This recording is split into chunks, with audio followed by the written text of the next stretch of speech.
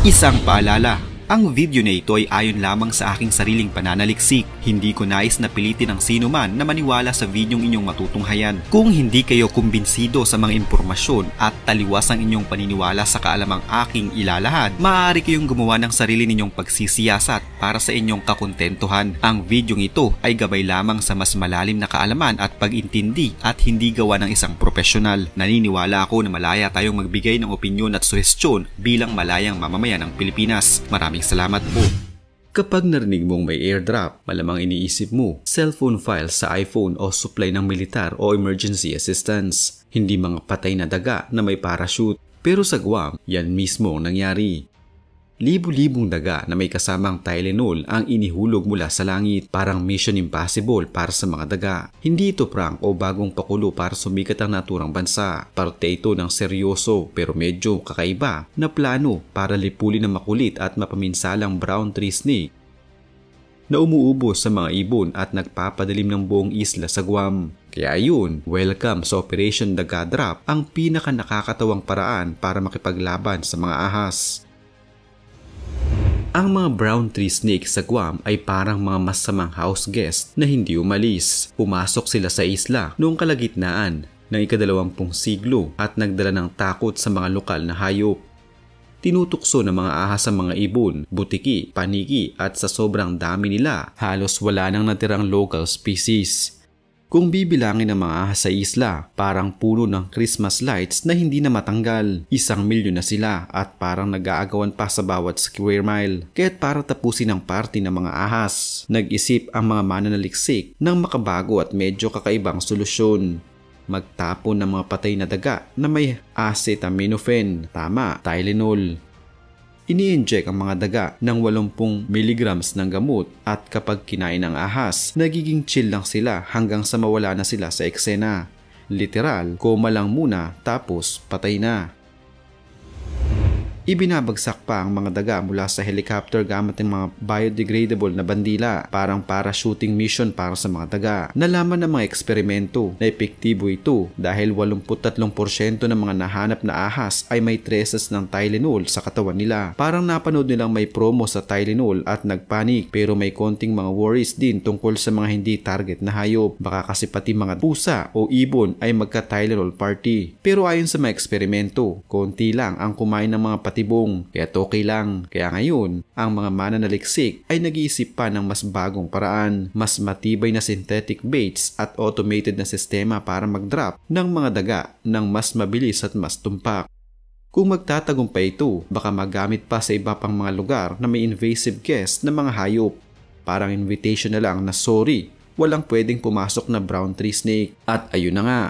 Kung akala nyo'y tapos na ang laban, nagkakamali kayo. Sama-sama nating pinayagan ng mga ahas magparty sa Guam at ngayon, mga daga na may Tylenol ang magpapakita ng exit pass sa kanila. Huwag kalimutan na kahit may mga kakaibang paraan ng paglutas sa mga problema ng kalikasan, minsan kailangan lang ng konting creativity, scientific ingenuity at konting Tylenol para magbigay ng solusyon. Kung gusto nyo pa ng mas maraming crazy solution sa buhay ng mga ahas at iba pang mga wildlife, huwag kalimutang mag-like, comment at mag-subscribe.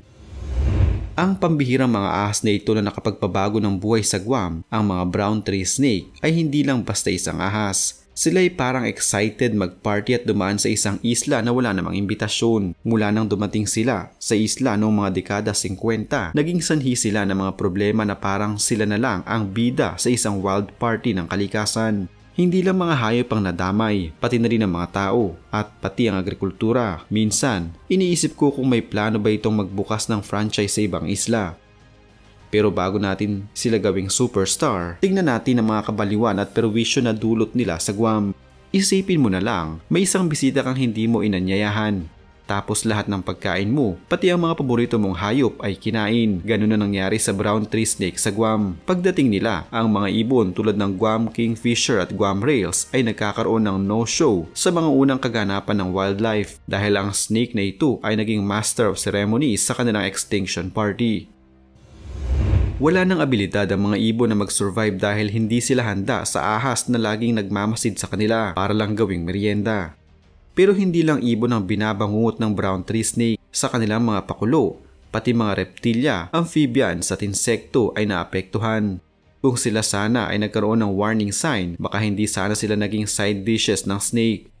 Kasi kumpara sa mga hayop na walang ideya sa mga social gathering na ito, tila ang mga snake lang ang nanalo sa survival game. Anong mangyayari kapag ang isang predator ay nagpakalat ng mga hindi naasahang guest sa isang party? Kaguluhan. Magsisimula ang mga hayop na hindi kinakalaban ng brown tree snake na dumami at dahil wala silang natural na kalaban, magkakaroon ng overpopulation. Masyadong crowded ang party ng mga insekto at hayop na ito at sa mga dami nila, pati mga halaman ay nagkaroon ng panic mode sa pagkasira ng kanilang mga ugat. Kaya ang buong ekosistema ng Guam ay parang isang hindi matapos-tapos na social gathering na mas lalong nagiging awkward. Habang ang mga ahas ay abala sa pagpapalaganap ng kanilang Spread of Chaos campaign, hindi rin nakaligtas ang agrikultura sa Guam. Kung ang mga maliliit na hayop ay kinain nila, hindi rin pwedeng palampasin ang mga manok at tupa sa mga farm. Sobrang saya ng mga brown tree snake sa pagkakaroon ng food buffet sa mga alaga ng mga magsasaka. Para silang mga guest na walang katapusang pagkain na kinakain at hindi na kontento sa isang serving. Kaya't maraming magsasaka ang naghanap ng solusyon kung paanong mapigilan ng mga ahas na ito sa pagtangkilik sa kanilang mga pananim at mga alaga. Kaya't sa bawat araw, may mga magsasaka at mga lokal na fighting back na parang Avengers. Kaya lang sa halip na kaaway ay isang slimy snake lang. Oo, may mga drama pa rin na dulot ng brown tree snake sa mga tao. Hindi lang sila nakikialam sa kalikasan at agrikultura, pati ang kalusugan ng mga tao ay hindi ligtas. Ang kagat ng mga ahas na ito, bagamat hindi nakamamatay, ay maaaring magdulot ng pamamaga at ilang mga allergy symptoms na parang masakit na reaksyon sa isang party. Parang ikaw na lang ang nasaktan sa mga social dynamics ng isang gathering. Parang guests ng snake ay wala pang respeto sa personal space. Ang mga tao sa Guam ay patuloy na nagkakaroon ng laban sa mga ahas. Parang sa isang pelikula na horror ng mga lokal ay mga superheroes. Pero sa halip na parang mga action stars, mas madalas silang mukhang walang takas habang ang mga ahas ay patuloy na umaakyat sa mga pader at nagtatago sa mga dingding. Dahil sa mga nangyayaring ito, nagsimulang magsagawa ng mga hakbang gobyerno at mga lokal na organisasyon upang kontrolin ang pagdami ng brown tree snake. Isipin na lang ang mga snake traps at mga kemikal na ginagamit para pigilan sila. Parang mga secret agents na laging handa laban sa hindi inaasahang pagdating ng mga guests. Ang mga lokal ay nagtutulungan para linisin ang mga kabahayan at mga komunidad mula sa mga party crashers na ito. Wala silang ibang choice kundi gumawa ng paraan para maisalba ang isla mula sa pagkasira ng ekosistema. Ang brown tree snake ay hindi lang isang ahas na dumaan. Sila ay isang ecological disruptor na parang nangistorbo sa isang party na hindi niya naman dapat pinuntahan. Nagdulot ito ng hindi maganda sa mga dati ng hayop, sa kagubatan, sa kalusugan ng mga tao at agrikultura. Tila hindi na natin kayang basta na lang maghintay na magtulungan ng lahat upang masugpo ang pagdami ng brown tree snake. Pati ang mga residente ng Guam nagsama-sama para maghanap ng solusyon. Kaya't sana naman matapos ang lahat ng party na ito, may matutunan tayong lahat na kailangan magtulungan para sa kalikasan. Sa mga susunod na taon, maghihintay na lang tayo kung ang brown tree snake ay magdesisyon na lumipat sa ibang isla o maghihintay lang tayo ng susunod na episode ng kanilang mga survival drama.